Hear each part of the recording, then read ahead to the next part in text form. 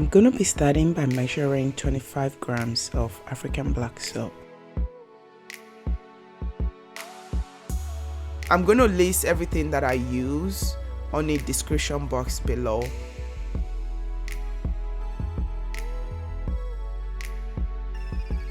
I'm going to grate it to allow for quick dissolve in hot water.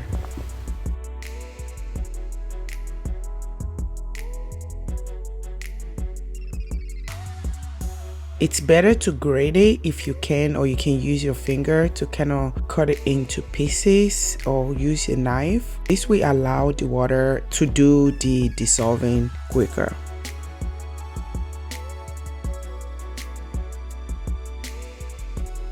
Measuring now 50 grams of distilled water to be heated up.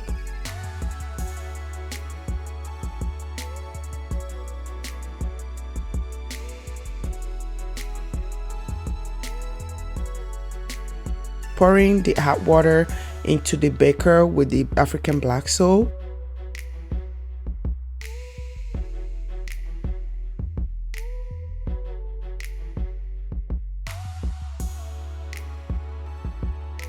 I use foil to trap the heat in for quicker result.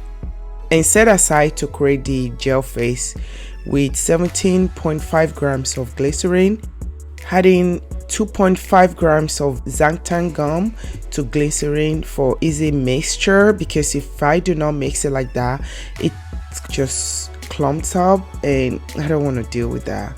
Not with this recipe.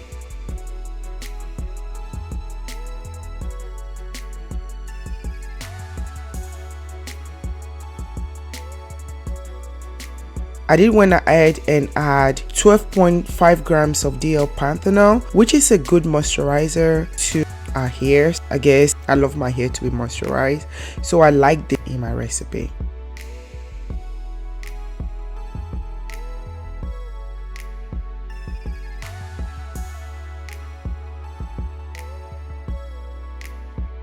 While still in this phase, I added 7.5 grams of Amla powder. Since this is the formula that I'm going for, I'm going for another version of Amla powder shampoo. Only this is in an African black soap base. And mix all together very well. This is quite important. I measure out 102.5 grams of aloe vera juice, and I added all this gel mixture.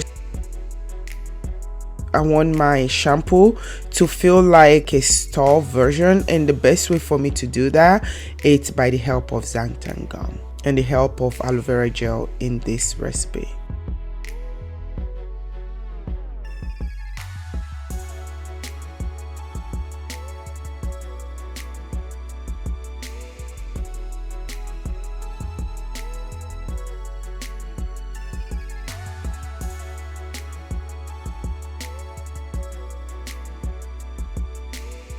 Now the African black soap is now fully dissolved. It's time to add the 12.5 sodium cocoa acetonate to it.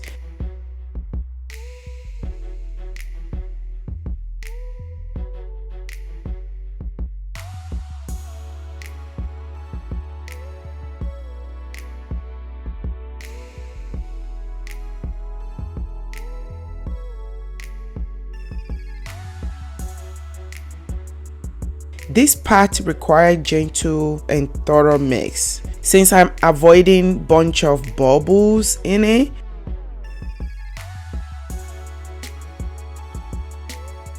I'm taking my time to mix it, and at the same time, to be able to achieve this quicker, I need to heat this face up.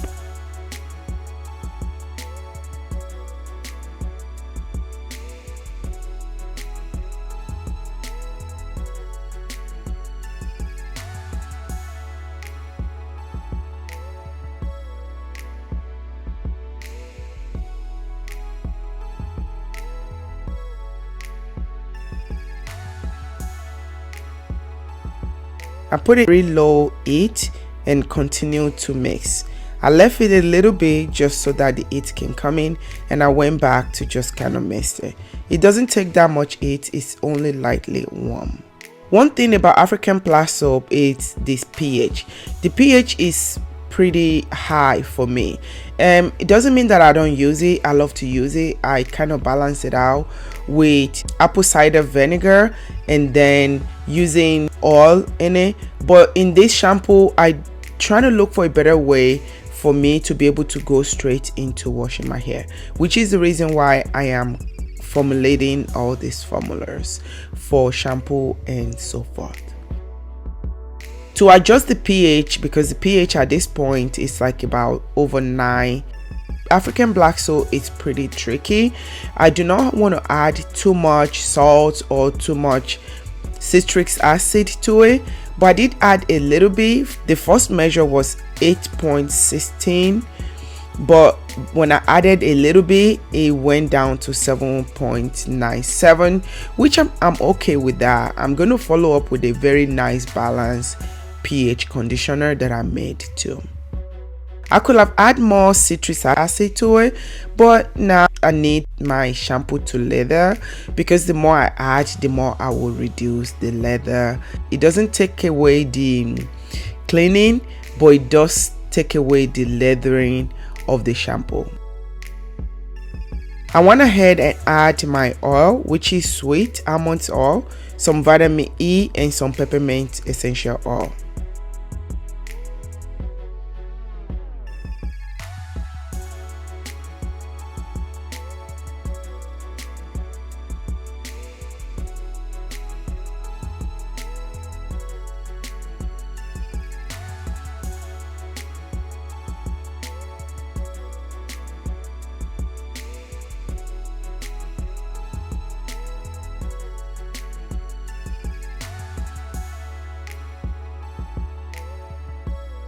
Using the help of my mini end mixer to do the final job, I mix everything together and voila, this is the result.